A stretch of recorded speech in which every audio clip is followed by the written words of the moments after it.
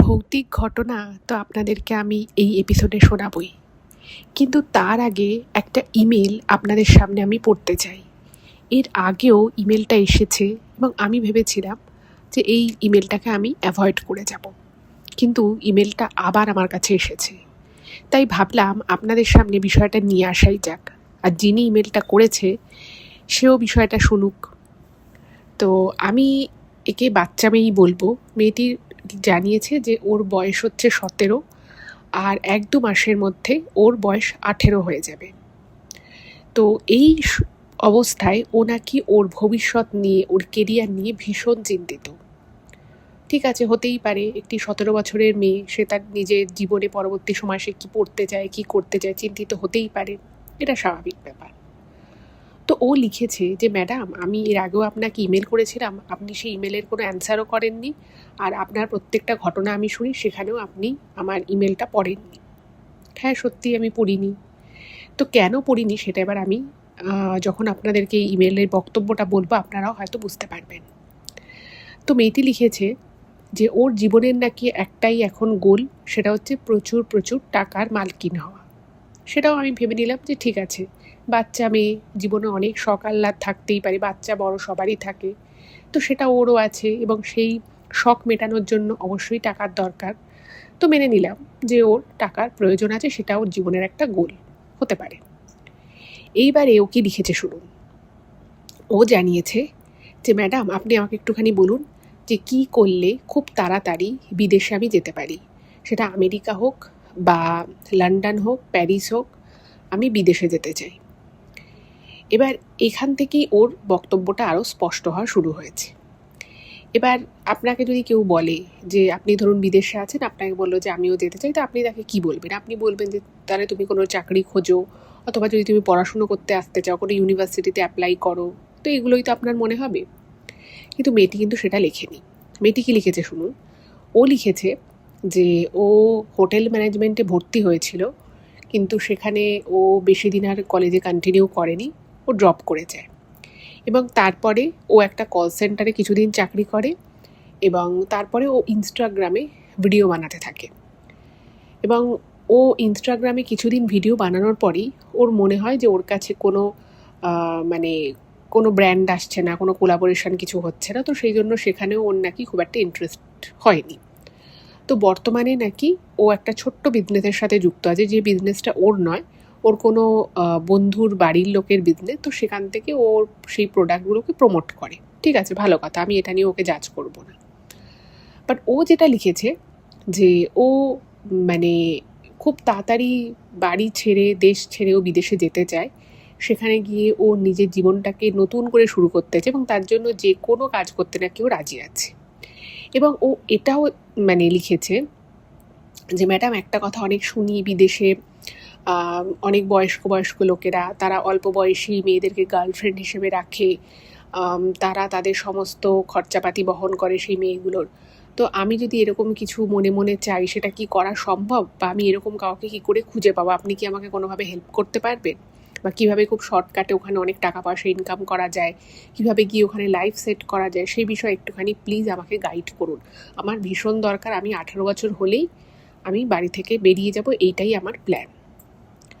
তো ভাবুন, একটা 17 বছরের বাচ্চা মেয়ে, যার নিজের জীবনে অনেক কিছু ভাবনা চিন্তা করা উচিত, সত্যিকারের নিজের কেরিয়ার নিয়ে ভাবা উচিত। হতেই পারে মেয়েটি কোন একটা কোর্স নিয়ে ভর্তি হয়েছিল, ওর সেটা ভালো লাগেনি, ও ছেড়ে দিয়েছে, আমি সেখানেও জাজ করছি না, কিন্তু এইভাবে শর্টকাট নিয়ে ও বিদেশে যেতে চাইছে, সেটাও খুব ভালো কথা। হতেই পারে কারোর বিদেশে যাওয়ার ইচ্ছে থাকতে পারে, সেখানে পড়াশুনো করার ইচ্ছে থাকতে পারে, কাজ করার ইচ্ছে থাকতে পারে।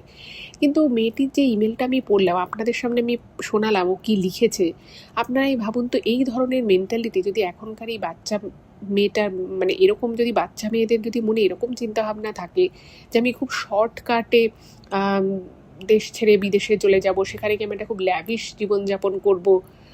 ইভেন ও লিখেছে যে ওনাকে কিছু হলিউড মুভিতেও এটা দেখেছে, যে বাইরে আর কি বিদেশে অনেক বয়স্ক লোকেরা অনেক বয়সে ছোট মেয়েদেরকে গার্লফ্রেন্ড হিসেবে তাদের সাথে রাখে, এবং তাদের নাকি সমস্ত খরচাপাতি বহন করে। ভাবুন, একটা মেয়ে সে নিজেকে এতটা আন্ডার এস্টিমেট করতে পারে যে সে নিজের মান সম্মানের কথা না ভেবে নিজের সেলফ এস্টিমটাকে পর্যন্ত জলাঞ্জলি দিয়ে কেউ এরকম একটা জিনিসের জন্য মানে সে ইন্ডিয়ায় বসে ভাবছে যে সে এরকম কোনো একটা অপরচুনিটি যদি সে একবার পায় সে নাকি সেখানে চলে যাবে, সে পড়াশুনো করতে পারে, নিজের কেরিয়ার নিজে হাতে তৈরি করতে পারে, সে সেই সমস্ত দিকে মানে যে সমস্ত জায়গা দিয়ে গেলে পরিশ্রম করতে হতে পারে, সম্মানের সাথে সে বিদেশে প্রতিষ্ঠিত হতে পারে, ওর সেই দিকে যাওয়ার কোনো ইচ্ছেই নেই। এবং সেটাও মানে আবার ইমেল করছে, একবার ইমেল করে হয়নি, আবার আরেকবার ইমেল করেছে। আমি ভাবছি এদেরকে একবার মনেও হয় না যে তারা যে চিন্তা ভাবনাটা করছে সেটা সম্পূর্ণ রকমের ভুল। এবং এইভাবে যদি মানে এই বাচ্চা মারা মেয়ে মানে কত বয়স 17-18, কতদিন কিছুদিন পরে নাকি 18 হবে, যদি ধরেও নিজে ওর 18 হয়েও মানে প্রায় হয়েই গেছে। এই বয়সটা তো জীবনে কিছু করার বয়স, পড়াশুনো করতে হবে, পড়াশুনো করবে, চাকরি বাকরি করবে, তারপরে আরও হায়ার স্টাডিজ করতে পারে, মানে কঠোর পরিশ্রম করে নিজের ভবিষ্যৎ তৈরি করার সময় এটা। এবং সেগুলো না করে সে নাকি অন্য কারোর মানে কাঁধে ভর দিয়ে সে নিজে একটা ভালো লাইফস্টাইল লিড করবে দেশের বাইরে গিয়ে, সে খাবে দাবে ঘুমোবে। ও লিখেছে যে আমি বিদেশের বড় বড় রেস্তোরাঁয় খেতে যেতে চাই, আমি এরকম অনেক ভিডিও দেখি, আমার এগুলো দেখে খুব ডিপ্রেশন চলে আসে। আমার কথা হচ্ছে তুমি এগুলো দেখছো কেন? তোমার তো এই বয়সে এগুলো না দেখে তোমার যে স্বপ্ন রয়েছে যে তুমি দেশের বাইরে বেরোবে, সেখানে গিয়ে তুমি প্রতিষ্ঠিত হবে, পয়সা রোজগার করবে, তাহলে তুমি সেগুলোও কিছু দেখো না, যে কিভাবে পড়াশুনো করলে, কোন লাইন নিয়ে পড়াশুনো করলে, বা কোন ইউনিভার্সিটিতে তুমি অ্যাপ্লাই করতে পারো বিদেশে, সেখানে পড়াশুনো করো, নিজের জীবন নিজে তৈরি করে। এরকম প্রচুর মানুষ আছে যারা এখানে আমেরিকায় বা ইউরোপের বিভিন্ন জায়গায় গিয়ে পড়াশুনো করেছে, বিভিন্ন ইউনিভার্সিটি থেকে পড়াশুনো করেছে, কষ্ট করেছে, এবং তারপরে সেখান থেকে চাকরি পেয়েছে, চাকরি পেয়ে তারা একটা ভালো জীবনযাপন করছে। এটাও তো হতে পারে। মানে এই তুমি যদি তোমার কেরিয়ারের প্রথম থেকে ভাবতে থাকো যে আমি খুব শর্টকাটে বড়লোক হব, আমি কোনো পরিশ্রম করব না, আমি এরকম কোনো একজন বয়স্ক লোকের গার্লফ্রেন্ড হয়ে যাব, এগুলো কিন্তু প্রচণ্ড ভুল দিকে তোমাকে চালিত করবে। এবং একটা সময় দেখবে যে তোমার কাছে কিছুই নেই, ইভেন তোমার নিজের যে সেলফ এস্টিম, যে আত্মমর্যাদা, যে একটা পার্সোনালিটি, সেটাও দেখবে তোমার কাছে আর নেই। এবং যখন তুমি বুঝতে পারবে তখন দেখবে অনেক দেরি হয়ে গেছে, তখন দেখবে তোমার কাছে আর সেরকম কোনো পথ খোলাই নেই। আর সত্যি কথা বলতে কি, তুমি যেরকম একটা ইউটোপিয়ার মধ্যে আছো না, এটা একটা স্বপ্ন, এটা একটা মানে জাস্ট বেলুন, জাস্ট ফট করে কিছুদিন পরে ফেটে যাবে, তখন তুমি রিয়ালিটিটা কী সেটা বুঝতে পারবে। এবং আমি অবাক হয়ে যাই যে একটা বাচ্চা মেয়ের মনে এত এত এরকম চিন্তাভাবনা আসে কী করে। আমরা যখন ওই এজে ছিলাম আমরা তো মানে ভাবতেও পারতাম না যে এইভাবে মানে এইভাবেও ভাবা যায়, এভাবেও কেউ ভাবতে পারে। তো আমি এটুকুই বলবো, সবার আগে নিজের মনকে শান্ত করো, মেডিটেশন করো।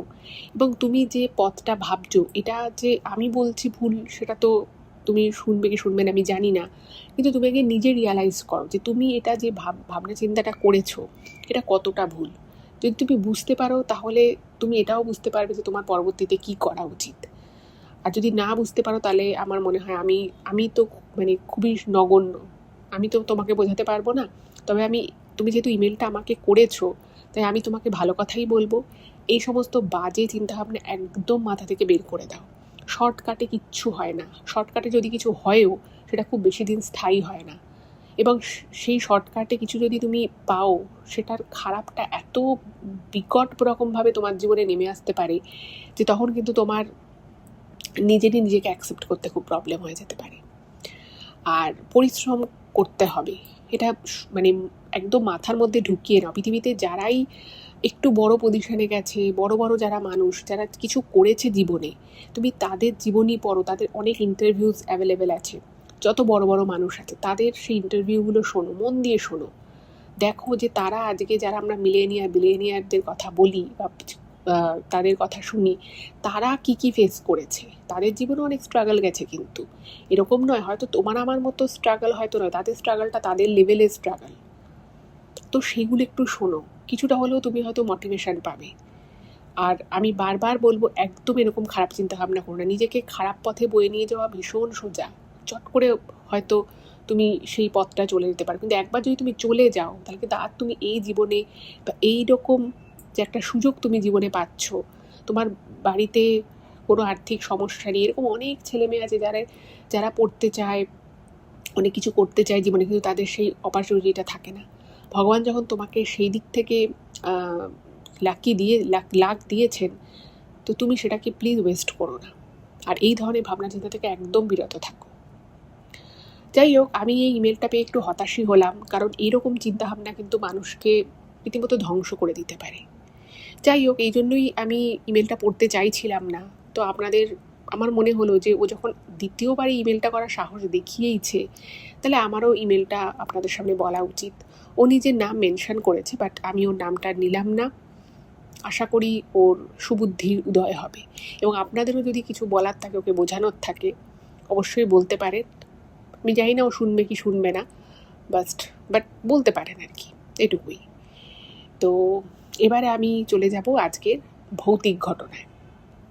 আমি সকলকে রিকোয়েস্ট করবো, কেউ কোথাও যাবেন না, প্রত্যেকে পুরো ঘটনাটা প্রথম থেকে শেষ অবধি শুনুন। আশা করছি আপনাদের ভীষণ ভালো লাগবে এবং খুব ভয়ও লাগবে। নমস্কার শ্রোতা বন্ধুরা, ভূত ভগবান চ্যানেলে আপনাদের সকলকে অনেক স্বাগত। আশা রাখছি সবাই খুব ভালো আছেন, আনন্দে আছেন, সুস্থ আছেন এবং ভূত ভগবান চ্যানেলের ঘটনা মন দিয়ে শুনছেন। আর সত্যি যদি আপনাদের আমাদের চ্যানেলের ঘটনাগুলো ভালো লাগে, অবশ্যই কিন্তু চ্যানেলটাকে সাবস্ক্রাইব করবেন, ভিডিওগুলোকে লাইক করবেন, পুরোটা শুনে জানাবেন কেমন লাগলো।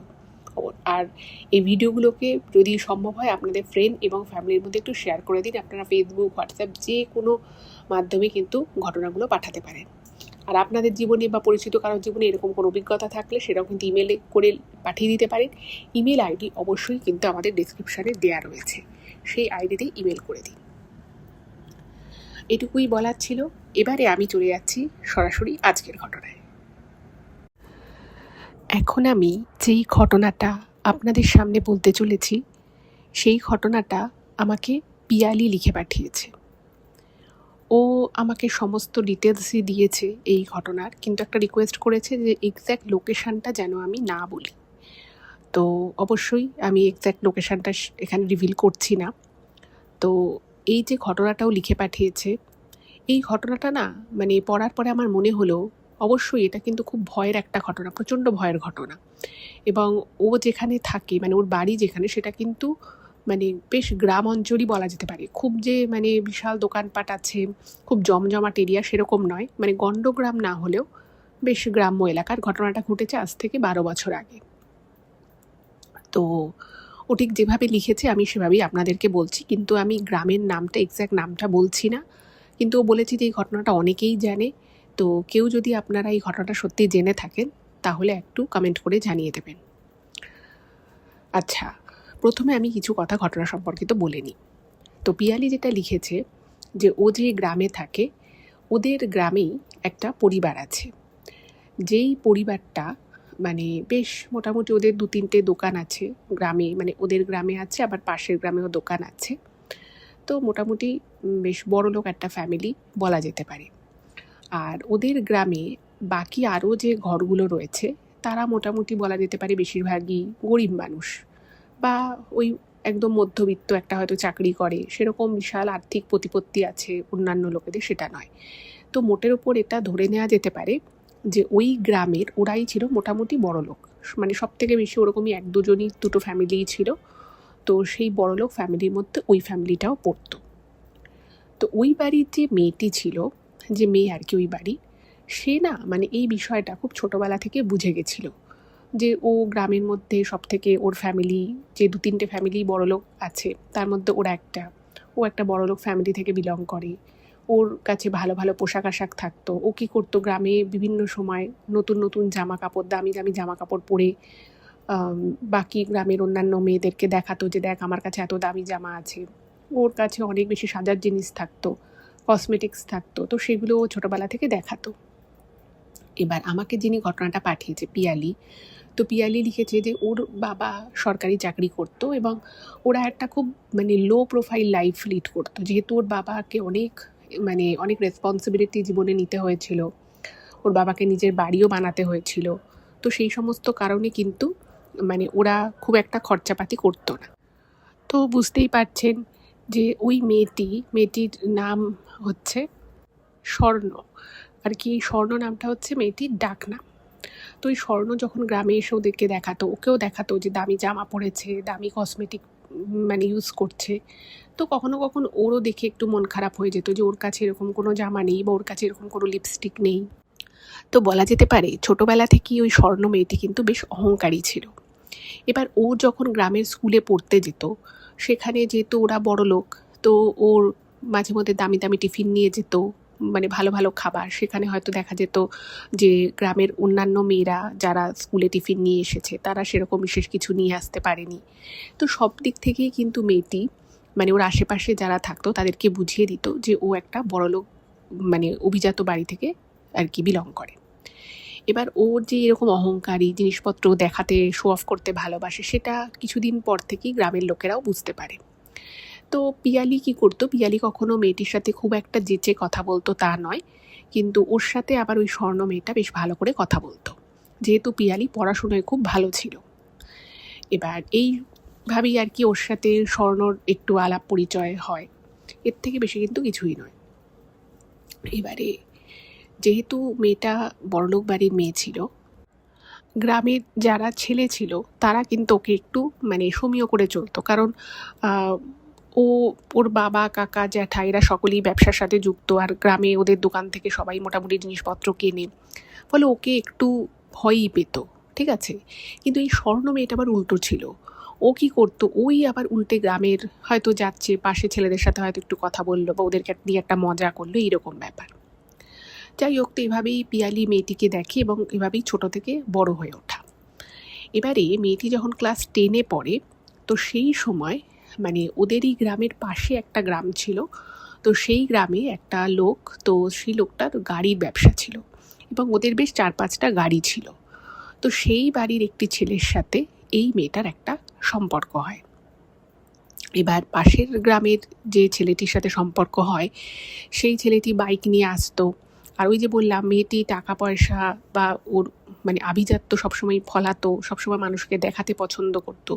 এবার ওই ছেলেটা যেহেতু বাইক নিয়ে চলাফেরা করতো, তো ওর ব্যাপারটা দেখে খুব ভালো লাগতো এবং সেইভাবেই আস্তে আস্তে ছেলেটির সাথে কিন্তু ওর একটা প্রেমের সম্পর্ক তৈরি হয়। আচ্ছা, এখানে বলে রাখি, ওই ছেলেটি কিন্তু একদমই ভালো ছিল না, মানে ছেলেটি ওর থেকে বয়সে অনেকটা বড় ছিল এবং তার স্বভাবই ছিল সারাদিন বাইক নিয়ে নিয়ে এদিক ওদিক ঘুরে বেড়ানো, মেয়েদেরকে এরকম টোনটিটকিরি করা। তো যাই হোক, যে মেয়েটা এত বড়লোক বাড়ির মেয়ে, মানুষকে এত সবাইকে এত বড় বড় কথা বলে, সেই মেয়েটি হঠাৎ করেই ছেলেটির পাল্লায় পড়ে গেল। এবার বয়স কম, মেয়েটির ক্লাস 10-এ পড়ে, বুঝতেই পারছেন অত ভালো মন্দ বোঝার মতো তার বয়স হয়নি।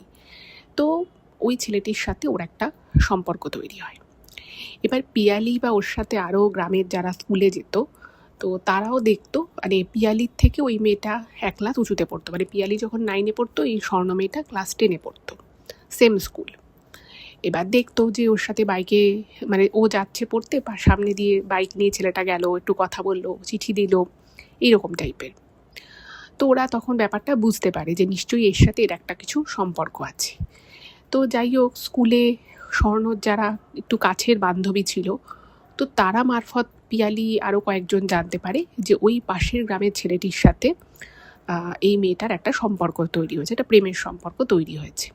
এইবারে ওই ছেলেটারাও কিন্তু বেশ বড়লোক, মানে গাড়ির ব্যবসা রয়েছে, প্লাস ওর বাবার একটা গ্যারেজও রয়েছে। তো মোটামুটি ওই ছেলেটির ফ্যামিলিকেও অনেকেই চিনত। কিন্তু ছেলেটিরা বড়লোক হলে কী হবে, ছেলেটি কিন্তু একদমই সৎ চরিত্র ভালো ছিল এবং ছেলেটি উচ্চ মাধ্যমিকের পর আর পড়াশুনোও করেনি, এই সারাদিন শুধুমাত্র বন্ধুবান্ধব নিয়ে ঘুরে বেড়ায়, আর বাবা যখন যেটুকু বলে সাহায্য করতো সেইটুকু সাহায্য করে, দ্যাটস ইট। এবারে বুঝতেই পারছেন, গ্রামের একটা প্রভাবশালী বাড়ির মেয়ে, সে স্কুল যাওয়ার পথে আসার পথে, পড়তে যাওয়ার পথে আসার পথে কোনো একটা ছেলের সাথে কথা বলছে, সেই ছেলেটা বাইক নিয়ে আসছে যাচ্ছে এবং ছেলেটা গ্রামের ছেলেও নয়। তো অনেকেরই ব্যাপারটা চোখে পড়ে এবং খুব তাড়াতাড়ি কথাটা ওর বাড়িতে পৌঁছে যায়। এবার বুঝতেই পারছেন যে ওর বাড়ির লোকেরা যখন জানতে পারে যে তাদের বাড়ির মেয়ে স্বর্ণ আর মানে স্কুল যাওয়া আসা, পড়তে যাওয়া আসার পথে একটা ছেলের সাথে কথা বলছে এবং ছেলেটার বিবরণ দেয়, যারা মানে আর কি খবরটা ওর বাড়িতে দিয়েছিল তারা মোটামুটি ছেলেটাকে চিনতো, যেহেতু পাশের গ্রামেই থাকে। তো ওর বাবা মা কিন্তু বিষয়টায় একদম আপত্তি তোলে এবং ওকে বলে যে তুমি ছেলেটার সাথে একদম কথা বলবে না, কারণ ওই ছেলেটি যে খুব একটা ভালো ছেলে নয় সেটা কিন্তু ওর বাড়ির লোকও জানতো। আচ্ছা, এদিকে ব্যাপার হচ্ছে যে পিয়ালির যে বাড়ি সেটা কিন্তু স্বর্ণর বাড়ির পাশেই। এবার মানে বুঝতেই পারছেন যে এই কথা যখন ওদের বাড়িতে মানে বলা হয় তো একটা বাড়িতে অশান্তি হয়। আর স্বর্ণ মেয়েটি কিন্তু মানে বাই নেচার খুব জেদি টাইপের ছিল। ওকে মানে ও ছোটবেলা থেকে যা চেয়েছে তাই পেয়েছে, যা বলেছে তাই হয়েছে। এইবারে স্বর্ণ তো ওর বাড়ির কারোর লোকের কোনো কথাই শুনছে না। ওর বক্তব্য হচ্ছে ও ছেলেটিকে ভালোবাসে এবং ছেলেটিও নাকি ওকে খুব ভালোবাসে। তো ওর পক্ষে ছেলেটির সাথে কথা বলা বন্ধ করা কোনোভাবেই সম্ভব নয়। এবং যেহেতু ছোট থেকেই ও মানে ও যা বলেছে বাড়িতে সেটাই হয়েছে, ওকে যথেষ্ট বাড়িতে প্যাম্পার করা হতো, সেই সমস্ত কারণ মিলিয়েই কিন্তু মানে ও পুরো জেদে পড়ে যায় এবং বাড়ির লোক ওকে বুঝিয়ে বুঝিয়ে হয়রান হয়ে যায়। তো যেহেতু আজকের ঘটনাটা যিনি পাঠিয়েছে অর্থাৎ পিয়ালি, সে যেহেতু ওদের বাড়ির পাশেই থাকতো, ফলে ও কিন্তু প্রথম থেকেই বিষয়টা খেয়াল করে এবং এই বিষয়টা নিয়ে ওদের বাড়িতে নিত্য অশান্তি লেগেই থাকতো। এবার মাঝখানে এরপরে ওর মাধ্যমিক পরীক্ষা হলো। তো মেয়েটি পড়াশোনায় খুব একটা ভালো এমনিতেও ছিল না এবং এই সমস্ত অশান্তি তার উপরে, তো খুবই মানে মিনিমাম মার্কস পেয়ে কোনো রকমে মাধ্যমিকটা পাশ করে এবং বাড়ির লোকের কথায় চাপে পড়েও কিন্তু কিছুদিনের জন্য ওই ছেলেটির সাথে যোগাযোগ বন্ধ রাখে। এইবারে যখন স্বর্ণ ক্লাস 11-এ ভর্তি হলো, তার কিছুদিন পর থেকে কিন্তু ছেলেটির সাথে ওর আবার যোগাযোগ তৈরি হয় এবং ও মানে যেহেতু ক্লাস 11-এ পড়তো, তো অনেক একটু দূরে, গ্রামের থেকে একটু দূরে ও টিউশন পড়তে যেত। তো সেই সুযোগে কিন্তু ছেলেটির সাথে বেশ ঘোরাফেরা করতো এবং ওদের মধ্যে কিন্তু একটা প্রেম পর্ব ভালোই চলছিল। এই বিষয়টা যখন মানে কিছুদিন পরে আবার কিন্তু ওর বাড়ির লোকের চোখে পড়ে যায়। তারা তখন কিন্তু বিষয়টা নিয়ে একটা বড় সড়ো ঝামেলা অশান্তি করে এবং এইবার যে শুধুমাত্র স্বর্ণর বাবা মা ওকে বুঝিয়েছিল তা নয়, ওরা কিন্তু ছেলেটির বাড়িতে যায় এবং ছেলেটির বাড়িতে গিয়ে তার বাবা মাকেও বেশ কিছু কথা বলে আসে। কারণ ছেলেটি ওর থেকে বয়সে একটু বড়ই ছিল, ছেলেটি পড়াশুনো কিছু করতো না। এদিকে স্বর্ণর মাধ্যমিকের রেজাল্ট মোটেও খুব একটা ভালো হয়নি। এবার ক্লাস 11-এ পড়ে, সামনে উচ্চ মাধ্যমিক পরীক্ষা রয়েছে। ফলে বুঝতেই পারছেন ও কিন্তু মানে ওর মানে জীবনের একটা খুব গুরুত্বপূর্ণ সময় দাঁড়িয়েছিল এবং যাতে ছেলেটি ওর সাথে যোগাযোগ সম্পূর্ণ বন্ধ করে দেয় সেই আর্জিটা নিয়েই স্বর্ণর বাবা মা কিন্তু ওই ছেলেটির বাড়িতে যায়। কিন্তু ছেলেটির বাড়িতে যখন যায় তখন ছেলেটির বাবা মা বিষয়টাকে একেবারে পাত্তাই দেয় না এবং বলা যেতে পারে ওদের সাথে কিন্তু খুব একটা ভালো ব্যবহার করে না। এবং যখন স্বর্ণর বাবা মা ছেলেটিকে বলে যে আমার মেয়ে অনেকটাই ছোট তোমার থেকে বয়সে, তুমি কেন ওর সাথে যোগাযোগ রাখছো, কেন তুমি ওর সাথে সম্পর্কে রয়েছো, তো তখন কিন্তু ছেলেটি বলে যে আমি ওকে ভালোবাসি, ও আমাকে ভালোবাসে, এখানে আপনাদের বলার কিছু নেই। যাই হোক, তো ওর বাবা মা খুবই চিন্তায় পড়ে যায় মেয়েকে নিয়ে। এরকম করে ক্লাস 12 অবধি কেটে গেল। এবার ক্লাস 12-এর পরে স্বর্ণর বাবা মা ভেবেছিল যে মানে মোটামুটি ওর 18 বছর হয়ে গেলেই ওরা মেয়ের বিয়ে দিয়ে দেবে। কারণ ছেলেটি একেবারেই যে ভালো নয়, ছেলেটি নেশাভান করে, এদিক ওদিক পড়ে থাকে নেশা করে, সেই খবর কিন্তু স্বর্ণর বাবা মার কাছে চলে আসে।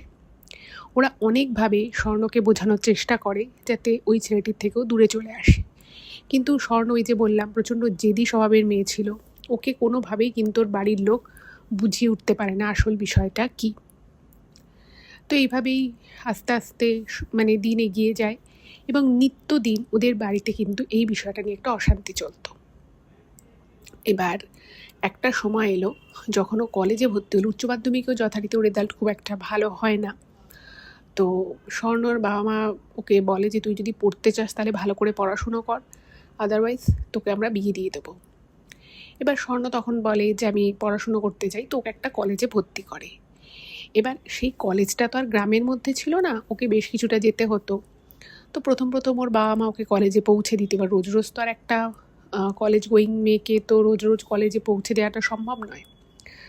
তো সেখানেই ওর সাথে আবার ছেলেটির নতুন করে আরও যোগাযোগ স্থাপন হয় এবং এইবার যেহেতু ও কলেজে উঠে গেছে, ওর মধ্যে একটা আলাদা লেভেল অফ ম্যাচিউরিটি চলে এসেছে এবং যেহেতু ওদের বাড়ি থেকে খুবই আপত্তি ছিল এবং ছেলেটির বাড়ি থেকেও কিন্তু খুব একটা বিষয়টাকে মেনে নেয়নি। তো এই টানাপোড়েনের মধ্যেই ছেলেটি নাকি স্বর্ণকে বলে যে দেখো তোমার বাড়ি থেকে তো বিষয়টা মেনে নেবে না, আর আমাদের বাড়িতে এসে যেভাবে তোমার বাবা মা কথা বলে গেছে তাতে আমার বাবা মা বিষয়টা হয়তো মেনে নেবে না, তো চলো আমরা পালিয়ে বিয়ে করে নিই। এবার স্বর্ণ ছেলেটিকে খুবই ভালোবাসতো, তো আর মানে আর কিছু না ভেবে একদিন কলেজ যাওয়ার নাম করে বাড়ি থেকে বেরোয় এবং আর বাড়ি ফেরে না। ছেলেটির সাথে ও কলেজ যাওয়ার নাম করে একটা জায়গায় যায় এবং সেখানে ছেলেটির কিছু বন্ধুবান্ধব ছিল, তাদের সহায়তায় ওরা বিয়ে করে নেয় একটা মন্দিরে, এবং সেই মন্দিরটা কিন্তু ওদের গ্রাম থেকে অনেকটাই দূরে ছিল। এবার এদিকে তো স্বর্ণর বাড়িতে খোঁজ এবং ওর বাবা মা যখনই বুঝতে পারে যে এত রাত হয়ে গেছে, মেয়ে এখনও কলেজে ফেরেনি, ওর বান্ধবীদের থেকে জানতে পারে যে ও সেদিন কলেজেই যায়নি, তো বুঝতেই পারছেন সবার আগে সন্দেহ পড়ে ওই ছেলেটির বাড়ির দিকে। তোর বাবা মা লোকজন নিয়ে পাশের গ্রামে ওই ছেলেটির বাড়ি যায় এবং সেখানে গিয়ে জানতে পারে যে ওই ছেলেটিও সকালের পরে আর বাড়ি ঢোকেনি। তো এটা নিয়ে প্রচুর ঝামেলা অশান্তি হয় এবং পরের দিন সকালবেলা ওরা খবর পায়, স্বর্ণই খবর দেয় যে ও বিয়ে করেছে, ও ভালো আছে। এবং সেই সময় ওই ছেলেটি ওর এক মাসির বাড়িতে গিয়ে ওকে নিয়ে ওঠে, কারণ জানতো যে এখন যদি ডাইরেক্ট বাড়িতে আসে একটা অশান্তি হতে পারে। এবার এর কিছুদিনের মধ্যেই ওর 18 বছর হবে, তো সেই জন্য ওরা 18 বছর হওয়া অবধি ওয়েট করে, ওদেরকে হয়তো কেউ বলেছিল।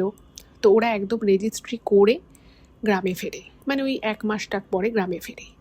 আর এই 1 মাসের মধ্যে কিন্তু স্বর্ণর বাড়ির লোকেরা প্রচুর চেষ্টা করে ওকে ফোন করে বুঝিয়ে বাজিয়ে বাড়িতে আনার, কিন্তু ও কোনোভাবেই বাড়িতে আসতে রাজি হয় না। এবার যেহেতু তখনও ওর 18 বছর হয়নি, ওরা অনেকভাবে চেষ্টা করেছিল ওকে ফেরত আনার, কিন্তু কোনোভাবেই কোনো কিছু করে ওটা করতে পারেনি।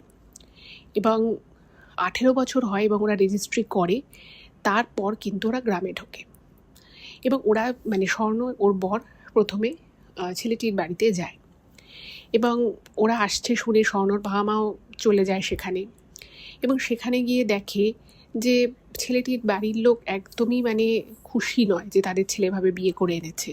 এবার তারা হয়তো মুখের উপরে বিশেষ কিছু বলতে পারছে না, কিন্তু স্বর্ণর বাবা মা বুঝতে পারে যে এই বাড়িতে মেয়ের হাসি খুশি থাকা, ভালো থাকা খুব একটা সম্ভবপর নয়। যাই হোক, তো ওরা এসে অনেকভাবে মেয়েকে বোঝায় যে চল বাড়ি চ, এখন তোর বয়সটা অনেক কম, সবে 18 বছর হয়েছে, তো তুই কলেজে পড়াশোনাটা কমপ্লিট কর, কলেজে তোর পাস হয়ে গেলে তারপরে আমরা অনুষ্ঠান করব, অনুষ্ঠান করে তারপরে তোরা স্বামী স্ত্রীর মতো ঘর সংসার করবি। কিন্তু স্বর্ণ এখানে বেশি বেঁকে বসে, ও বলে না, আমার যখন একবার বিয়ে হয়ে গেছে আমি এখানেই শ্বশুরবাড়িতেই সংসার করব, আর আমার পড়তেও অতটা ইচ্ছে নেই, তো আমি আর পড়াশুনোটা করব না। অনেকভাবে বোঝানো হয়, বাড়ির লোক আসে, কিন্তু কোনো কিছুতে আর কিছু হয় না। তো তখন ওর বাবা মা ভাবলো যে ঠিক আছে, মেয়ে যখন ভালোবেসে বিয়ে করেইছে, তাহলে আমরা আমাদের গয়নাগাটি যা যা দেয়ার একটা অনুষ্ঠান করে লোকজনকে খাইয়ে একটা একটা গেট টুগেদার মতো একটা বিয়েকে কেন্দ্র করে একটা অনুষ্ঠান করাই যেতে পারে। তো ওরা সেরকমই একটা অনুষ্ঠান করে, এবং যেহেতু স্বর্ণর বাড়ির লোকেরা যথেষ্ট বড় লোক ছিল, ওর বাবা মা, তো ওরা কিন্তু যথাসাধ্য গয়নাগাটি সব কিছু দিয়েই একটা বিয়েতে যেরকম দেয় সেরকম করেই কিন্তু ওরা বিয়ে থা দিল। এই অবধি কিন্তু বিষয়টা ঠিক ছিল। এবার বিয়ের আগে যখন স্বর্ণকে সবাই বলেছিল যে ছেলেটি খুব একটা ভালো না, ও স্বভাব চরিত্র ভালো না, নেশা ভান করে, তো যথারীতি ও সেগুলো খুব একটা আমল দেয়নি। এবার যখন বিয়েটা হয়ে গেল, এবার তো আর ছেলেটা কোনো কিছু লুকোতে পারছে না, তখনও আস্তে আস্তে দেখতে পায় যে ছেলেটি বিয়ের 2-3 মাস ওর সাথে খুব ভালো ব্যবহার করে, বাড়িতেই থাকতো ছেলেটা, কাজে যেত, ওর বাবার ব্যবসায় বসতো। কিন্তু 2-3 মাস যাওয়ার পরে স্বর্ণ বুঝতে পারে যে ওর স্বামী মাঝে মধ্যেই ঘর থেকে বেরিয়ে যায় এবং কোথায় যাচ্ছে সেটা জিজ্ঞেস করলে বলছে না, যখন ফিরছে তখন রীতিমতো নেশাভান করে ফিরছে। এবার এই জিনিস 2 দিন 3 দিন 4 দিন 5 দিন ও দেখে, ওর স্বামীকে বোঝায়, বাট ছেলেটা কোনো কিছু বোঝার মতো মানসিকতাতে ছিল না। এবং একদিন এটা নিয়ে প্রবল অশান্তি হয় এবং ছেলেটি বলে দেয় যে তোমার যদি থাকতে হয় থাকো, নাহলে তুমি চলে যাও, আমি এরকমই, আমি তোমার জন্য আমার জীবনযাত্রা চেঞ্জ করব না। এইবার বুঝতেই পারছেন, অল্প বয়সের ভালো লাগা, ভালোবাসা, বিয়ে, সেই স্বপ্নটা যেন ওর ভঙ্গ হলো। ও যখন রিয়ালিটিটা বুঝতে পারলো যে সত্যিই ছেলেটা খুব একটা ভালো নয়, ওর সাথে ঠিকমতো আর কথাও বলছে না, মাঝে মধ্যে ওর সাথে খারাপ ব্যবহার করছে, ছেলেটির বাবা মায়েরও ব্যবহার খুব যে ভালো সেটা নয়, তখন মানে ও একদিন রাগারাগি করে, ঝগড়া অশান্তি করে রাগারাগি করে, আর ও তো খুব ছোটোবেলা থেকেই তো খুব প্যাম্পার্ড ছিল, ওর বাবা মা ওকে খুব আদরে মানুষ করেছিল, ফলে ওর সাথে কেউ খারাপভাবে কথা বলবে, কেউ ওকে ইগনোর করবে, এই বিষয়টা না মানে স্বর্ণ মেনে নিতে পারেনি। তো বেশ কিছুদিন চেষ্টা করে, তারপর দেখলো যে চেষ্টা করেও কিছু হলো না, তখন কিন্তু স্বর্ণ বাড়ি চলে আসে, মানে বাপের বাড়িতে চলে আসে। তো বাপের বাড়িতে এসে প্রথম ও মানে এই বিষয়ে কিছু বলেনি, তো পরে আস্তে আস্তে ওর বাবা মা যখন ওকে জিজ্ঞেস করে, তখন ও একটু একটু করে বলতে থাকে যে ছেলেটা এরকম সত্যি নেশাভান করে, এই করে ওই করে। তো তখন যথারীতি ওর মা বলে যে তোকে বারবার বারণ করেছিলাম, তুই তখন আমাদের একটা কথাও শুনিসনি। তো তখন ওরা ভাবলো যে না, মেয়েকে কি করবে, মানে একটা সমাধান তো করতে হবে, তোরা মেয়েকে নিয়ে স্বর্ণর বাবা মা স্বর্ণ শ্বশুর বাড়ি যায়, এবং সেখানে ওরা বিষয়টা নিয়ে কথা বলতে যায় যে কেন তাদের ছেলে এরকম করছে, এরকম যাতে না করে তারা যাতে বোঝায়। কিন্তু ওখানে গিয়ে দেখলো যে ছেলেটির বাবা মা মানে তাদের ছেলেকে নিয়ে একেবারেই কনসার্ন নয়, মানে ছেলে যা করছে ঠিক করছে, ভালো করছে, যদি আপনাদের মেয়ে মেনে নিয়ে থাকতে পারে তো থাকুক, নাহলে থাকার দরকার নেই, মানে ওদের একটা এরকম মানসিকতা। আর ছেলেটির বাবা মা যেহেতু ওদের পালিয়ে বিয়ে হয়েছিল, বিয়েটাকে খুব একটা মান্যতা দিতেও রাজি নয়, এবং তাদের ছেলে ঠিক করুক ভুল করুক তারা তাদের ছেলেকেই সমর্থন করবে, এরকম একটা তাদের হাবভাব। আর ছেলেটিকে যখন এই বিষয়টা নিয়ে বোঝানো হয়, ছেলেটি কিন্তু খুব একটা আমল দেয় না। যাই হোক, তো সেবার স্বর্ণ শ্বশুরবাড়িতেই থেকে গেল, এবং নিত্য সময়ে কিন্তু ছেলেটাই একই কাজ করতো, দিনের পর দিন নেশা করে থাকতো, কখনো কখনো বাড়িতে ফিরতো, কখনো বাড়িতে ফিরতো না, এরকমও হতো। এবং এই জিনিসটা আস্তে আস্তে স্বর্ণর মানে মাথার উপর দিয়ে চলে যায়, এবং ও ভাবে যে না, আর সহ্য করেছে, আর সহ্য করব না, ও সমস্ত পাত্তারি গুটিয়ে বাড়ি চলে আসে। এবার বাড়ি চলে আসার পরে তখন ওর বাড়ির লোকেরা বলল যে যাই হোক, ছেলেটা যখন শুধরোবে না তাহলে ডিভোর্স নিয়ে নিতে হবে, আর কিছু করা যাবে না। মোটামুটি ও এই বিয়েটা 1 বছর টাক কোনো রকমে চালিয়েছিল, তারপরে ওদের ডিভোর্স হয়ে যায়। এবার ডিভোর্স যখন হয়ে যায়, তখন স্বর্ণর বাবা মা মানে স্বর্ণ এমনিতে যে ঘটনাটা পাঠিয়েছে, পাশের বাড়িতে থাকতো পিয়ালি, তো পিয়ালির সাথে কিন্তু সেই সময়টা যখন ওর ডিভোর্সটা চলছে, সেই সময় থেকে কিন্তু ওর একটু ক্লোজ হয়, বাড়িতে যেহেতু পাশাপাশি বাড়ি, তো একটু টুকটাক কথাবার্তা হতো, পড়াশুনো নিয়ে কথা হতো। তো তখন স্বর্ণর বাবা মা বলে যে তুই আবার নতুন করে কলেজে ভর্তি হ, পড়াশুনো কর, নিজের পায়ে দাঁড়া, কিছু একটা কর। এবং ও কিন্তু সেই বিষয়টা রাজি হয়, বলে যে হ্যাঁ আমি পড়াশুনো করব, এরকম একটা ব্যাপার। তো তখন যেহেতু ওর কিছুটা ইয়ার গ্যাপ হয়ে গেছে, তো পাশের বাড়ি যেহেতু পিয়ালি থাকতো, তো পিয়ালিকে নানান কথা কলেজে ভর্তির বিষয়ে জিজ্ঞেস করতো আর কি স্বর্ণ। তো সেই সময় স্বর্ণ টুকটাক কথা ওর সাথে শেয়ার করেছিল যে ওর বর মানে ও যতটাই ভালো ব্যবহার ওর সাথে বিয়ের আগে করতো, বিয়ের পরে একেবারে তার আমূল পরিবর্তন, মানে ও কোনোদিনও ভাবতেই পারেনি যে ও যাকে ভালোবেসে বাড়ি ছাড়লো, যাকে পালিয়ে বিয়ে করলো, সে এরকম হবে। এবার এই ঘটনাটা না একটা টুইস্ট আছে, সেই টুইস্টটা একটু পরেই আপনারা শুনতে পাবেন। তো যাই হোক, এবার ছাড়াছাড়ি ডিভোর্স হয়ে গেল, তারপরে ওই মেয়েটি আবার কলেজে ভর্তি হলো স্বর্ণ। এবার এই যে কলেজে ভর্তি হলো, তো সেই কলেজে ভর্তি হলো যেই কলেজে পিয়ালি পড়তো। এবার তো পিয়ালির সাথেই প্রথম কিছুদিন স্বর্ণ কলেজ যায়, তখন পিয়ালি সেকেন্ড ইয়ার আর এই তখন ফার্স্ট ইয়ারে ভর্তি হয়েছে।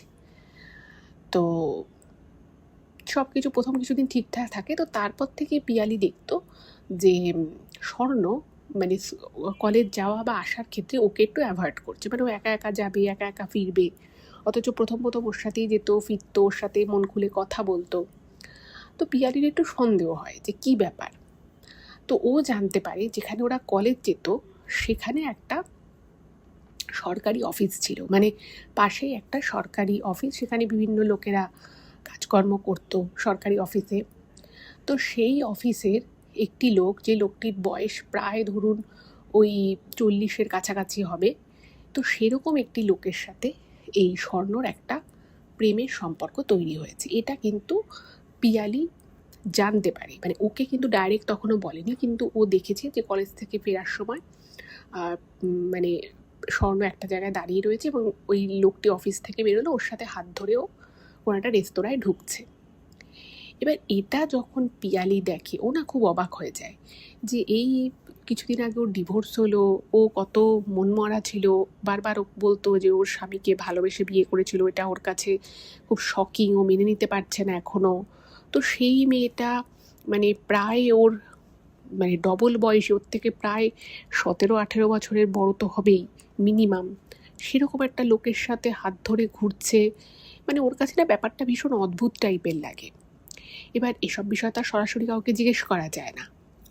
তো ও বিষয়টা খেয়াল করতে থাকে যে স্বর্ণ এখন আর ওর সাথে কিন্তু কলেজে যায় না, এবং মানে ওকে মিথ্যে কথাও বলে। হয়তো মানে স্বর্ণকে জিজ্ঞেস করলো পিয়ালি যে কী রে আজকে কখন ফিরবি, তো বলতো না আমার একটা ক্লাস আছে এক্সট্রা, তো তুই আগে চলে যা, আমার আসতে দেরি হবে। এবং এই এক্সট্রা ক্লাস আছে বা ও এক জায়গায় পড়তে যেত, সে তার নাম করে কিন্তু স্বর্ণ ওই লোকটার সাথে কিন্তু ঘুরতে যেত। এবার একদিন পিয়ালি কী করেছে, ইয়ার্কি করেই বলেছে যে আমি কিন্তু কালকে তোকে দেখেছি তুই ঘুরছিলি এই জায়গায়।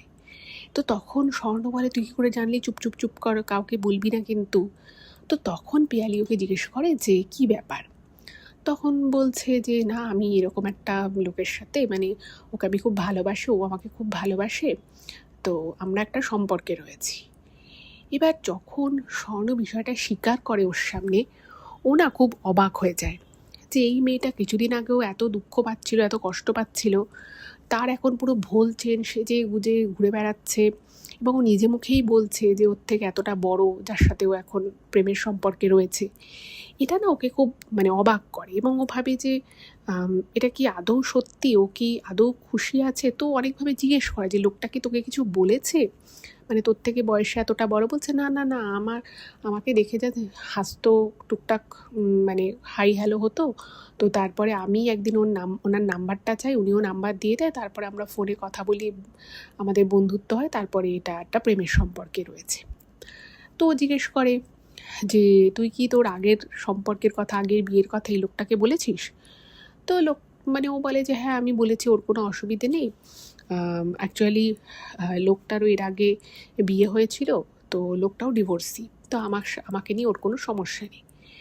এবার পিয়ালি ভাবলো যে ঠিক আছে, হতেই পারে এরকম, এজের হয়তো একটা ডিফারেন্স আছে, বাট ওরা দুজনে যদি দুজনকে বোঝে, ভালো থাকে, তাতে প্রবলেম কিছু নেই। এবারে এই জিনিসটাও কিন্তু ওর বাড়িতে জানাজানি হয়ে গেল, এবং যখন বাড়িতে জানাজানি হয় তখন স্বর্ণ ওর বাড়িতে বলে যে আমি তোমাদেরকে কথা দিচ্ছি, আমি আমার কলেজটা কমপ্লিট করব, আমি আমার গ্র্যাজুয়েশন কোর্সটা কমপ্লিট করব, কিন্তু তোমরা আমাকে এর সাথে বিয়ে দিয়ে দাও। এবার ওর বাবা মা তো খুব অবাক, এই একটা মানে বিয়ে থেকে সদ্য বেরিয়েছে, জাস্ট কয়েক মাসই হয়েছে, আবার বলছে এই লোকটাকে বিয়ে করবে। এবং মানে স্বর্ণর বাবা মা যখন জিজ্ঞেস করে যে কি কে, তখন যখন জানতে পারে বিষয়টা, বলছে যে এত তোর থেকে বয়সে বড়, তুই এর সাথে সংসার করতে পারবি, তুই এর সাথে থাকতে পারবি। তো বলে না এ খুব ভালো, মানে আমাকে প্রচণ্ড ভালোবাসে, সব হ্যানা ত্যানা বলে। এবার মানে স্বর্ণ একটা এমন মেয়ে ছিল যে না খুব বেশি ভাবতো না, মানে ভাবনা চিন্তা খুব একটাও করতো না, যখন যেটা মনে হতো সেটা করতো, সেটা ঠিক করছে না ভুল করছে সেটাও কিছু বুঝতো না। এবার যার সাথে ওর এবার বিয়ের জন্য ভাবছে, সে ছিল বাড়ির বড় ছেলে, ঠিক আছে, এবং একটা একান্নবর্তী পরিবার। যাই হোক, তো ওর বাড়ির লোকের একদম ইচ্ছে ছিল না। তো এবারেও স্বর্ণ প্রচণ্ড বাড়িতে অশান্তি করে, বলে যে তোমরা যদি বিয়ে না দাও তাহলে আমি খাওয়া দাওয়া বন্ধ করে দেব।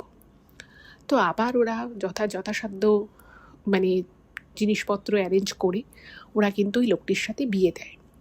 এবার এই বিয়ের আগে কিন্তু মানে পিয়ালি যেটা লিখেছে যে আমি তো মাঝে মধ্যে ওর সাথে আমার একটা সম্পর্ক ভালো ছিল, তো আমি ওদের বাড়িতে মাঝে মধ্যেই যেতাম।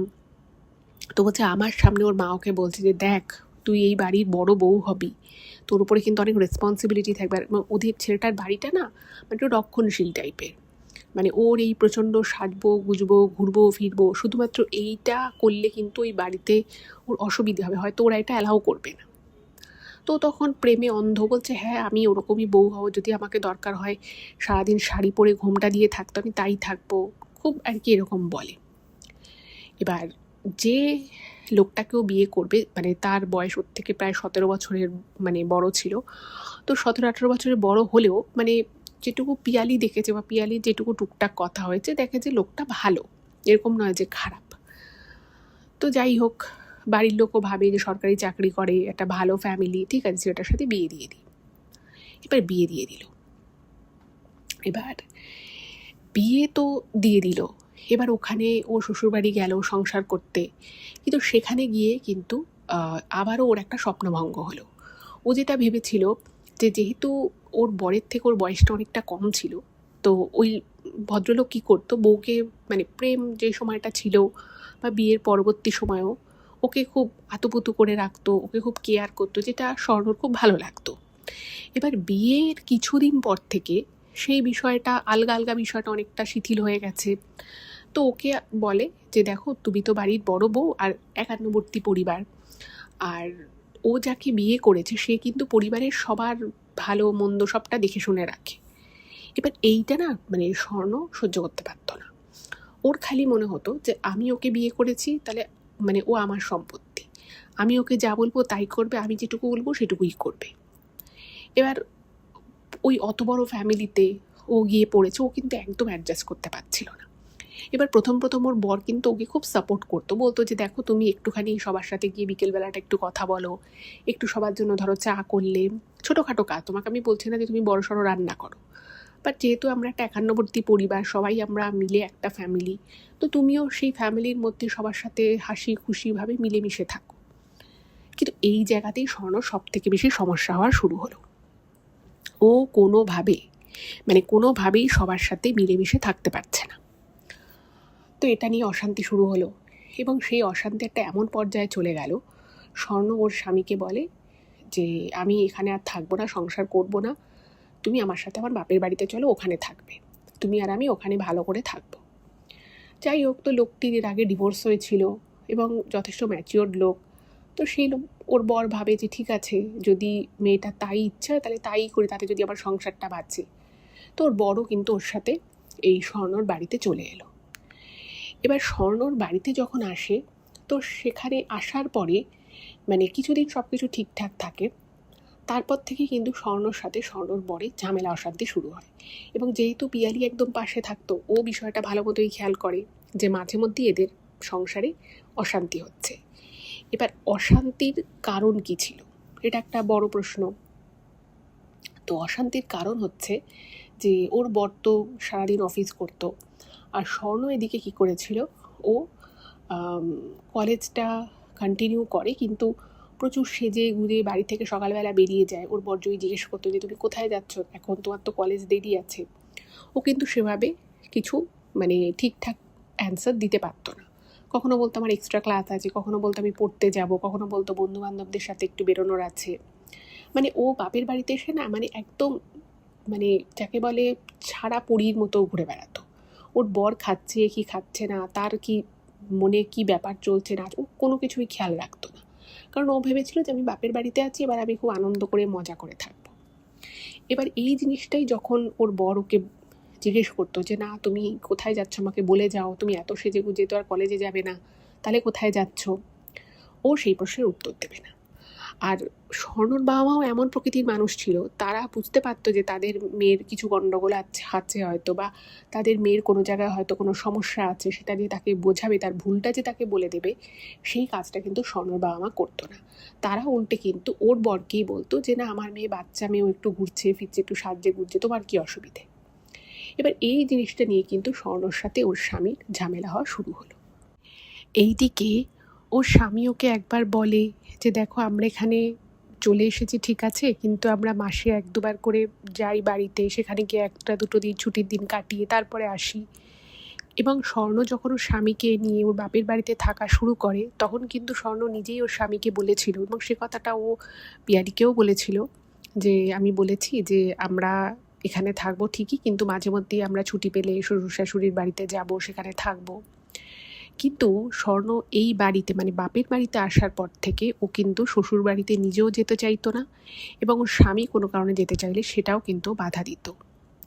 এবং ওই যে বললাম প্রথম ওর স্বামী ভাবতো যে ঠিক আছে বয়স কম মেয়েটার, ও হয়তো এরকম উল্টোপাল্টা কিছু বলে ফেলছে, ভুলভাল কাজ করে ফেলছে, তো ঠিক আছে ব্যাপারটাকে ইগনোর করা যাক। কিন্তু আস্তে আস্তে যখন সম্পর্ক আরও দীর্ঘায়িত হতে থাকে, তখন ওর স্বামী ওকে বোঝায়, কিন্তু যখনই ওকে কিছু বোঝাতে যেত তখনই কিন্তু অশান্তি হতো, এবং স্বর্ণ একটা কাজ কি করতো, যেটা ও খুব খারাপ একটা জিনিস ও অ্যাপ্লাই করা শুরু করে, সেটা হচ্ছে যে যখনই ঝগড়া হতো ও বলতো যে আমি আর বাঁচতে চাই না, তুমি আমার সাথে এরকম অশান্তি করছো, আমি মরে যাব। এই বলে ও কি করতো, একটা কাপড় নিয়ে কি একটা চুড়িদারের ওড়না নিয়ে ও ফ্যানের সাথে মানে ফ্যান থেকে ঝুলে পড়বে সেরকম একটা ও দেখাতো। এবং স্বাভাবিকভাবেই এইটা দেখে তো কোনো মানুষই তো আর স্থির থাকতে পারে না। তো এই বলতো যে ঠিক আছে ঠিক আছে, তুমি এরকম কিছু করো না, আমি যাব না বাড়িতে। এবং এইরকম করে ওর স্বামী নিজের বাড়ির সাথে সম্পর্ক প্রায় ছিন্নই করে দিয়েছিল, কারণ সেভাবে যেতে পারতো না, হয়তো ফোনে টুকটাক কথা হতো। এবং এই জিনিসটা কিন্তু স্বর্ণ পিয়ালিকে একবার বলেও ছিল যে জানিস তো আমি একটা এরকম বিষয় করেছি, ও খুব ভয় পেয়ে গেছে, আমার তো বেশ মজা লাগছিল দেখে। আর যেহেতু আমি ওর থেকে বয়স অনেকটা ছোট, ও আমাকে খুব মানে আতুপুতু করে রাখে, আমাকে খুব কেয়ার করে। এবার এই যে জিনিসটা ও প্রথম করলো, যে ওর স্বামী ভয় পেয়ে গেল যে না না ও সত্যি সত্যি কিছু যদি করে বসে, তো তারপর থেকে যখনই ঝগড়া অশান্তি হতো, যখনই ও নিজে একটা কিছু করতে চাইতো এবং সেটা হয়তো স্বামী ওকে জিজ্ঞেস করলো বা বারণ করলো যে না না তুমি এটা করো না, তখনই ও নয় ঘরে দরজা বন্ধ করে দিত এবং বলতো আমি আমার নিজের জীবনটা আজকে শেষ করে দেবো। এবং এই জিনিসটা দেখে ওর বাবা মাও খুব ভয় পেয়ে যেত। ওর বাবা মাও ওর স্বামীকে বলতো যে কেন তুমি বাধা দিচ্ছ বা কেন তুমি মানছো না আমার মেয়ে যেটা বলছে সেটাই করো। তো এরকম করেই বিষয়টা আস্তে আস্তে চলছিল। এবার মানে এই বিষয়টা স্বর্ণ হয়তো সরাসরি পিয়ালিকে কখনো বলেনি, কিন্তু পিয়ালি একটা বিষয়ে জানতে পারে এবং সেটা খুব সত্যি কথাই ছিল যে ওর স্বামীর সাথে ওর সম্পর্ক থাকাকালীনই পিয়ালি কিন্তু আরও একটি ছেলের সাথে সম্পর্কে জড়িয়ে পড়ে। এবং সেই ছেলেটি একটি বেশ ভালো কোম্পানিতে চাকরি করে। ছেলেটির বয়স ওর বয়সের থেকে হয়তো ওই 4-5 বছরের হার্ডলি বড় হবে। এবং সেই ছেলেটিকে দেখতে খুব স্মার্ট, খুব হ্যান্ডসাম।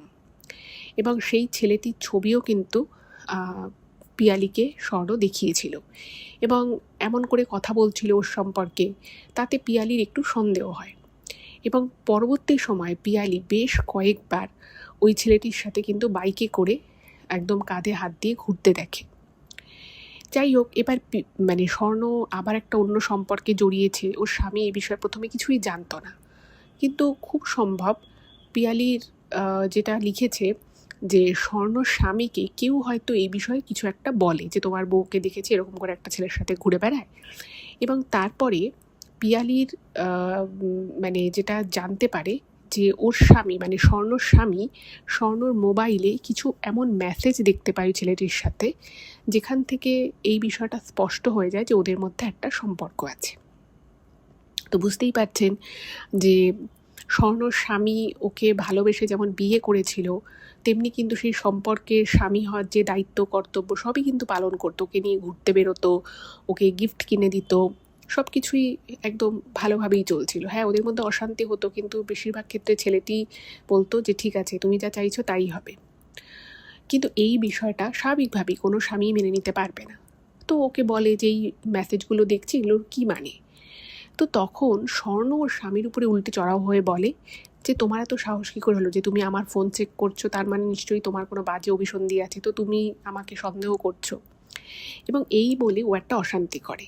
এবং এই অশান্তিটা কিন্তু মানে ওই যে বললাম যে স্বর্ণর বাবা মা কখনোই কিন্তু স্বর্ণর দোষটাকে দেখতো না, মানে উল্টে তারা কিন্তু তাদের জামাইকেই ঘুরিয়ে বলতো যে না না তুমি এই ব্যাপারটা মেনে নাও, আমার মেয়ে খুব ভালো মেয়ে, ও একটুখানি হয়তো তাড়াহুড়োতে কোনো উল্টোপাল্টা কথা হয়তো ভুলভাল বলে ফেলে, কিন্তু আমার মেয়ের মনটা খুব ভালো, এইগুলোই সবসময় ওরা বলতো।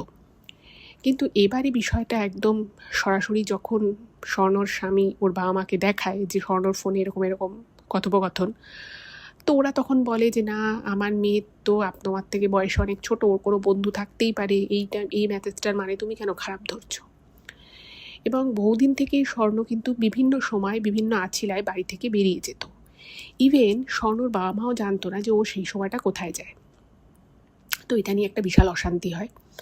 এবং ওই যে বললাম যে দেখবেন কিছু কিছু মানুষ নিজের ভুলটাকে চাপা দেওয়ার জন্য তারা কিন্তু খুব নাটক করতে পারে। আপনারাও হয়তো এরকম আপনাদের জীবনে দেখতে পারেন যে একটা মানুষ প্রচুর মিথ্যে কথা বলে এবং সেই মিথ্যেটাকে সত্যি হিসেবে প্রতিষ্ঠিত করতে গিয়ে তারা মানে যে কোনো এক্সটেন্ট অবধি যেতে পারে।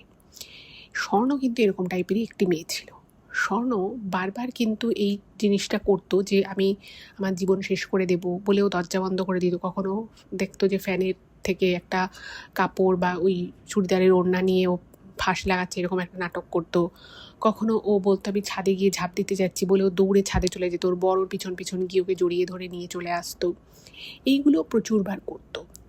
এইবারে যখন দেখছে যে সিচুয়েশন একদম হাতের বাইরে বেরিয়ে যাচ্ছে এবং ওর স্বামীর কাছে হাতে প্রমাণ আছে, তখন ও ভাবলো যে না, আবার আমাকে এইরকমই কিছু একটা করতে হবে।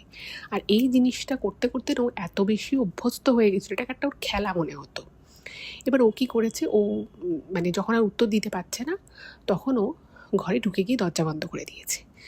এবং দরজা বন্ধ করে ও যেটা বারবার করতো যে দরজাটা বন্ধ করে দরজার ঠিক বাইরে ওর বাড়ির লোক, ওর বর দাঁড়িয়ে থাকতো, ও চিৎকার করে করে বলতে এই যে আমি এবার ফাঁস লাগাচ্ছি, এই করছি ওরকমও বলতো।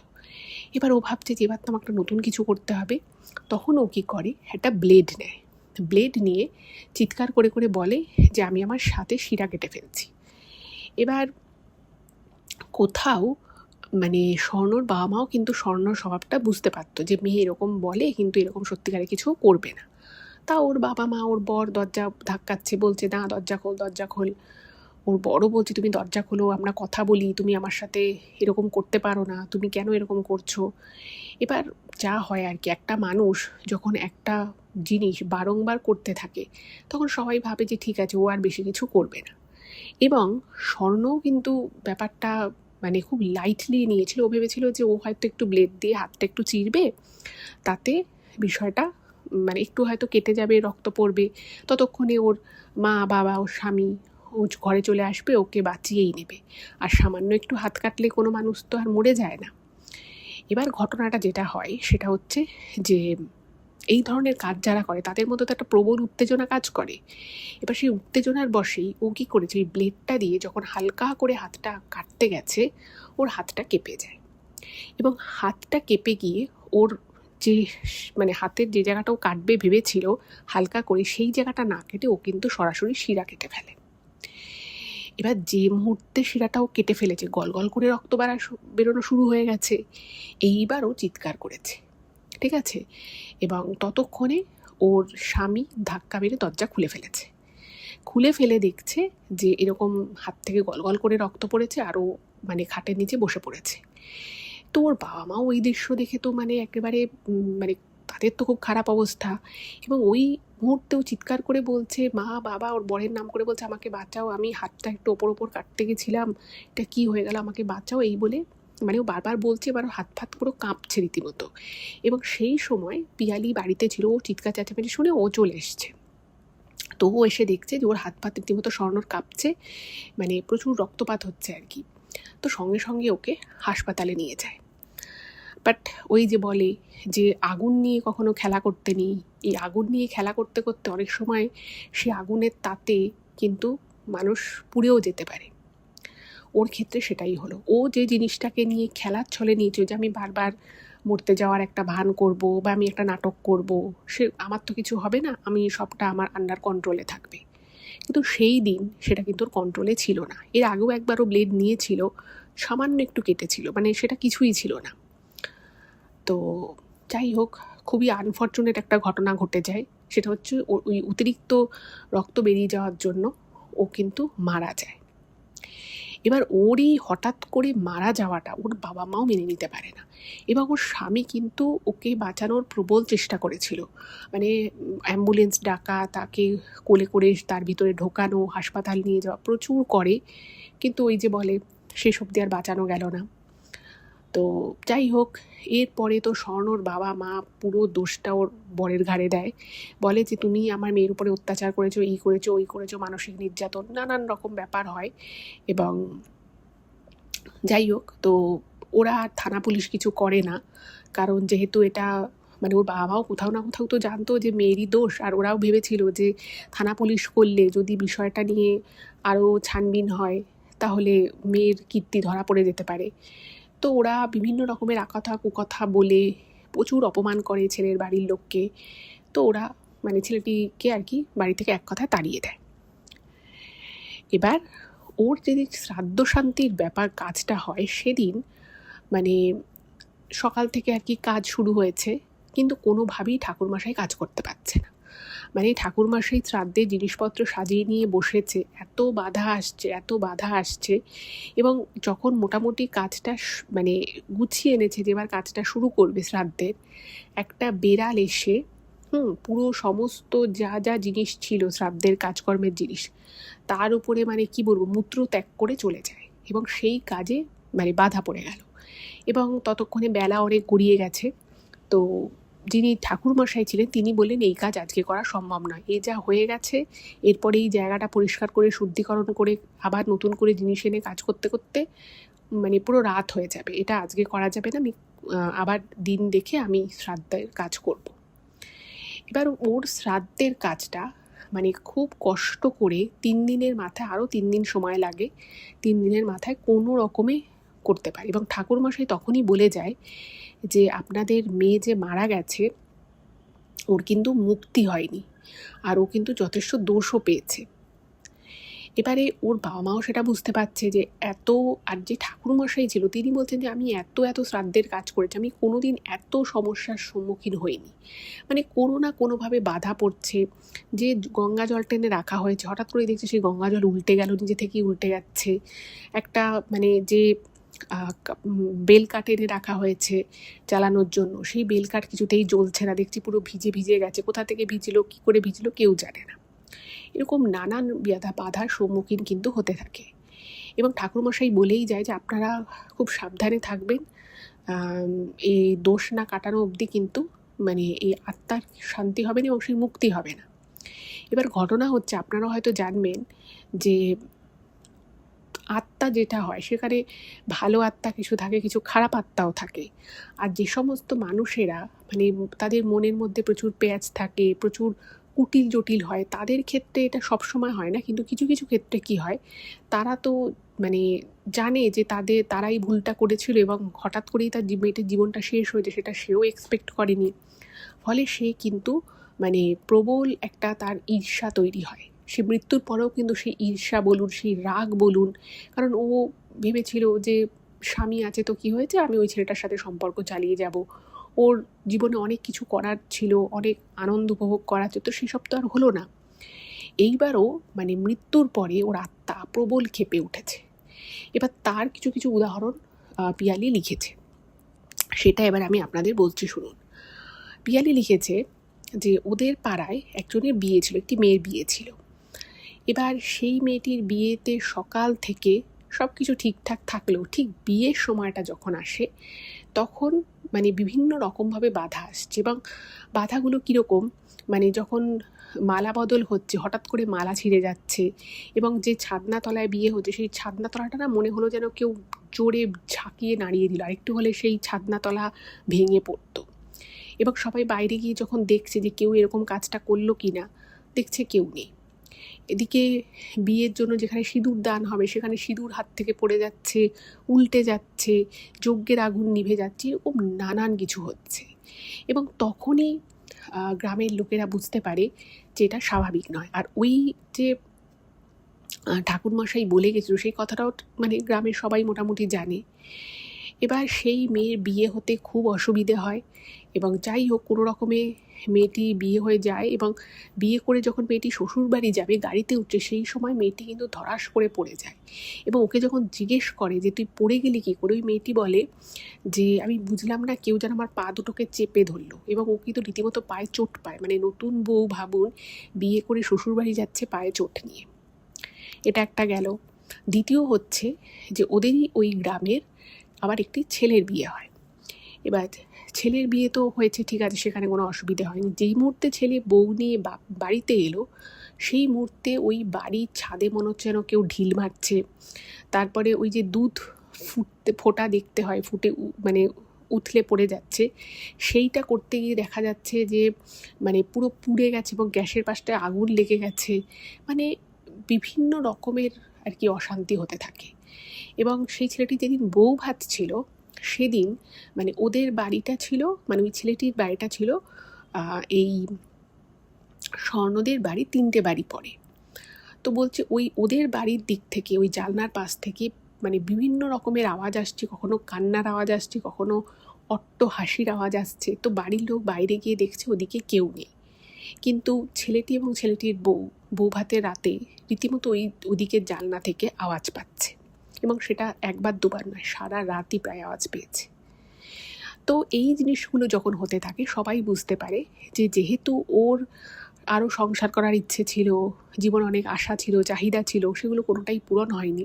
তাই জন্য ওই গ্রামে নতুন কারোর বিয়ে হলেই, সেটা মেয়ে হোক বা ছেলে হোক, তারা প্রত্যেকেই কিন্তু খুব তাদের সমস্যার সম্মুখীন হচ্ছিল। এবং ওর ওই বাড়ির যে বউ, মানে ওই ছেলেটির যে বিবাহিত যে বউ, সেই বউটা একদিন ঘুম থেকে উঠে দেখছে যে ওর মানে চুলটা বিনুনি করা ছিল, তো শুয়েছিল ঠিক বালিশের পাশে, বিনুনির নিচ থেকে একটা ছোট্ট চুলের অংশ কেটে কেউ রেখে গেছে। এবার ভাবুন এই কাজটা কে করবে? মেয়েটির বর তো নিশ্চয়ই করবে না, বাড়ির লোকও কেউ করেনি। তো মেয়েটি খুব ভয় পেয়ে যায়, এবং সে এত ভয় পেয়ে যায় এই বিষয়টায়, সে কিন্তু তার বাপের বাড়ি চলে যায়। এবার ওই মেয়েটার বাড়ি, মানে স্বর্ণর বাড়ির পাশ দিয়ে কেউ যদি রাতের দিকে যাতায়াত করতো, অনেকেই কিন্তু ওদের বাড়ির বারান্দায়, মানে কেউ হয়তো জাস্ট কিউরিয়াসিটি বশত তাকালো, এমনি জাস্ট তাকালো, দেখতো যে ও স্বর্ণ বসে আছে। অনেকেই কিন্তু এটা গ্রামের দেখেছে। এবার ওর যে স্বামী আর কি, যার সাথে আর কি ওর সংসার করছিল, তো সেই ছেলেটার আর কি হঠাৎ করেই কোনোখানে কিছু নেই, ওর একটা অ্যাক্সিডেন্ট হয় এবং তাতেও 2 হাত ভেঙে যায়। এবং অ্যাক্সিডেন্টটা যখন হয় সেটাও কিন্তু খুব অদ্ভুতভাবে হয়েছিল। তো ওর বর যেটা জানিয়েছিল যে ওর বর বাইক চালিয়ে কাজে যাচ্ছিল, তো সেই সময় বাইকটা চালাতে চালাতে হঠাৎই ওনার মনে হয় যে বাইকের পিছনে স্বর্ণ বসে আছে, এবং উনি যখন লুকিং গ্লাসে দেখেন তখন কিন্তু দেখে যে সত্যি সত্যিই স্বর্ণ মাথায় ওড়না দিয়ে বসে আছে, এবং সেই সময় ওনার হাত কেঁপে যায় এবং উনি গিয়ে একটা পাঁচিলে ধাক্কা মারে, এবং তখনই ওনার সাথে এই ঘটনাটা ঘটে। তো এই সমস্ত বিষয়গুলো যখন পরপর ঘটতে থাকে, তো তখন সবাই মিলে স্বর্ণর বাবা মাকে বলে যে ওর আত্মার শান্তি কামনার জন্য কোনো একটা পুণ্য স্থানে বা তীর্থস্থানে গিয়ে ওর নামে একটা পিণ্ডদান করতে এবং পুজো দিতে। তো তখন ওর বাবা মা হরিদ্বারে যায়, এবং সেখানে গিয়ে কিন্তু ওর শান্তির উদ্দেশ্যে, ওর আত্মার মুক্তির উদ্দেশ্যে ওরা পুজো দেয় এবং পিণ্ডদান করে। তো ওই জিনিসটা করার পরে তারপর কিন্তু আস্তে আস্তে সব কিছু নর্মাল হয়। এবং পিয়ালি যেটা জানিয়েছে যে যেহেতু আমি ওর বাড়ির পাশেই থাকতাম, মানে জানি না কেন ওর মানে ওই ঘটনাটার পর থেকে না ওইদিকে জানলাটা খুলতো না, বা খুললেও সেটা সকাল বা দুপুর অবধি খোলা রাখতো, তারপরে আর রাখতো না। কিন্তু ওরও মাঝে মধ্যে মনে হতো যে কি হতো, স্বর্ণ না মাঝে মধ্যে গান গাইতো, মানে হিন্দি গান কোনো একটা গুনগুন করে গাইতো। তো পিয়ালি কিন্তু এরকম গান গাওয়ার আওয়াজ বহুবার পেয়েছিল। ওর খুব ভয় লাগতো, কিন্তু ওর কখনো সাহস হয়নি মানে জানলাটা খুলে দেখবে। যাই হোক, তো হরিদ্বারে গিয়ে সেই কাজটা ক্রিয়াদিটা করার পরে আর কখনো কোনো অসুবিধা হয়নি। তো তারপর থেকে সব কিছু খুব মানে সিম্পল, খুব সাধারণভাবেই ছিল, গ্রামে আর এরকম কোনো অপ্রীতিকর ঘটনা ঘটেনি।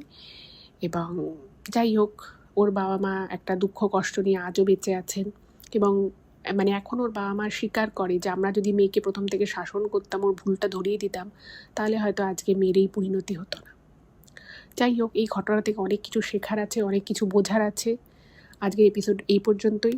কেমন লাগলো জানাবেন, ভালো লাগলে চ্যানেলটাকে সাবস্ক্রাইব করে পাশে থাকবেন। আসি, নমস্কার।